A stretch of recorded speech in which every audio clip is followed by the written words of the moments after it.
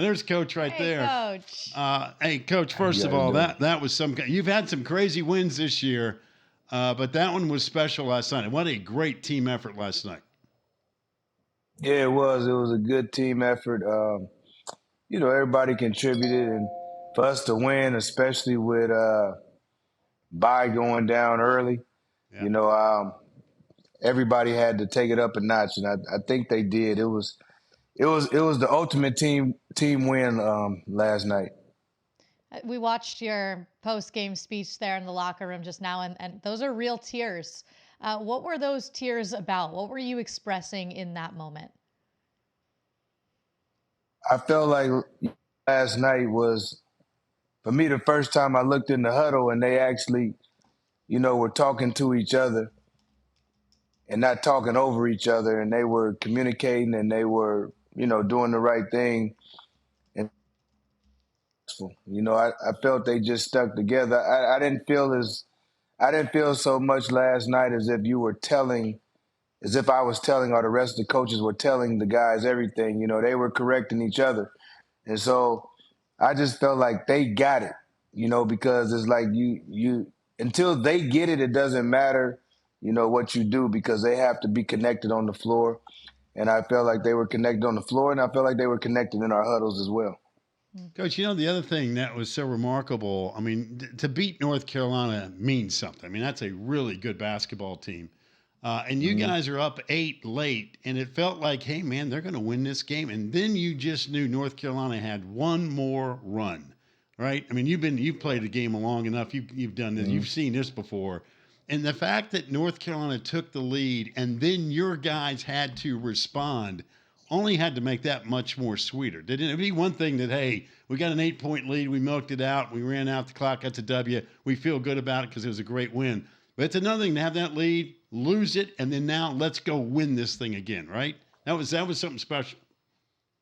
Yeah, no question. We did what we've been doing. We kind of, we had a game in control, and then we'll make it interesting. But North Carolina, they're in first place in the conference and number 3 in the country for a reason. They've been in those situations before. They have a veteran team, and guys that have been through a lot of things. And to your point, they took it down to the wire. And I give my guys credit. I think Hubert said it best. We made one more play than they did last night, but it was a collective effort again by the guys, and we needed some standout performances to get that victory. You avoid the court storm, Coach? Definitely. I don't want to be a and I love the atmosphere, but I got to go to the side. My bones are brittle now as I've gotten older. I definitely don't need to get hit by one of those kids running out there on the floor. I feel that. Speaking of one of those kids, he's kind of growing up before our eyes, and that's Nate George. We had him on the show a couple weeks ago. His personality is absolutely contagious, and in some big time moments this season already, you see him against Clemson. You saw him last night against North Carolina, super clutch. You saw something in him, and he's showing it now for everyone else to see. What's it been like working with Nate and watching his growth this season? It's been great. Nate is like a sponge, and he's just gotten better and better each and every practice and each and every game. For where he started, then to be thrust into just the starting role, really essentially going from not playing at all to starting. That's not easy, especially in this conference. And he's done a great job. And I think he's only going to continue to get better. He's a yes or no sir kid. He's a throwback. He watches a lot of film. He's a great one to have on your team because it exudes everything you want a player on and off the floor. Coach, I don't know if you know this, but you joined some pretty elite company last night. You are the third ACC first year head coach to knock off Duke and Carolina in your debut. And in fact, I'll tell you what, I'll take you to dinner if you know the other two. And don't look on the screen because that's not fair. Well, they just put it on the screen, so Yeah, I just seen that. How about that list? That's pretty strong, isn't it? Yeah, no, I know both of those guys. Known Keats for a long time, since he was an assistant in Louisville, and Sidney Lowe, he was in the pros and I was in the pros. He was working under Flip Saunders, so I remember Sidney as well, and obviously as a player on that '83 championship team with NC State. So, Yeah. I'll say this: I again am just humbled to be a head coach in this conference. I think it's, for me, the best basketball conference in the country. And I think that, there are great universities and institutions, and each and every time I go out to face one of the great programs, I wear it as a badge of honor, and, just glad to be representing Georgia Tech in the ACC. Well, I'm glad you said that because there have been enough idiots in the media here in the last week or two, kind of bashing the league, Mhm. and I know even what we do for a living. I mean, we take a great deal of pride, especially as old timers now. And not Taylor necessarily because she's a new kid on the Yeah. block, but I mean, I go way back with ACC hoops now, and that's always been a standard when it comes. It doesn't mean you cut down the nets every year, but you're going to have something to say about Yeah. it.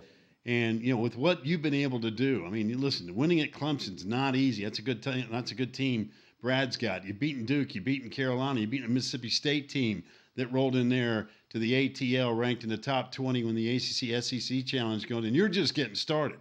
And the fact that this happens on a consistent basis around the country, I think this conference is getting knocked by people that, quite frankly, aren't paying a whole lot of attention. I agree, and I'll say this: you know, if if if if North Carolina and Duke are top 10 programs this season, then that means that at least 4 to 5 other teams in this conference should be up there. And you sit around and you listen to people talk, and I don't really understand it. There's a lot of good teams that are going to be right there. Clemson is a really good team. They could beat any team in the country on a given night. You have Wake Forest, you have, NC State, you got Virginia, and Virginia's just, we played them. They're playing well and they're getting better as this season goes on. There's just a whole lot. Miami. There's so many quality teams in this league, and for me, I haven't played everybody once yet. But as time goes on, you know, they got to start giving us the same respect that they're giving some of the other conferences. And so I think, and I do believe that at the end of the day, we'll get 4 or 5 teams in the NCAA tournament, and we deserve 4 or 5 teams in the NCAA tournament, maybe 6. All I know is that from somebody on the outside, a West Coast guy, I've always envied and wanted to play in the ACC, and I always felt like it was the premier conference in the country when I was in the Pac-10 at that time, and we had really good teams. But ACC has always been the standard. And again, if Carolina and Duke are top 10 teams, then you can't dismiss the rest of our league like our league isn't good. Amen. And, Well said. and hey, you're the one out there who has to game plan against these teams night in and night out. So I think your opinion is Yes. a pretty strong one and should be acted upon accordingly. Those guys on that list, one Coach Keats, you get to go up against on Saturday, taking a road trip to Raleigh. Initial thoughts on the matchup on Saturday coming off this big win? Really, really respect Coach Keats and what he's done at NC State. They're a up-tempo team, and we got to definitely be ready for their pressure. He plays that 4 guard system, and he has Burns in the middle, and they have a really good team. So we have to be prepared for any and everything against them. I know that it's going to be a fast-paced game, so we got to limit our turnovers, and that's the biggest thing for me. We got to limit our turnovers and handle that pressure. Well, I know this much. It's going to be fun. It's another one of those good old-fashioned ACC showdowns. Coach, again, congratulations on another great win, and we appreciate you making time with us today. Thank you. Appreciate you guys.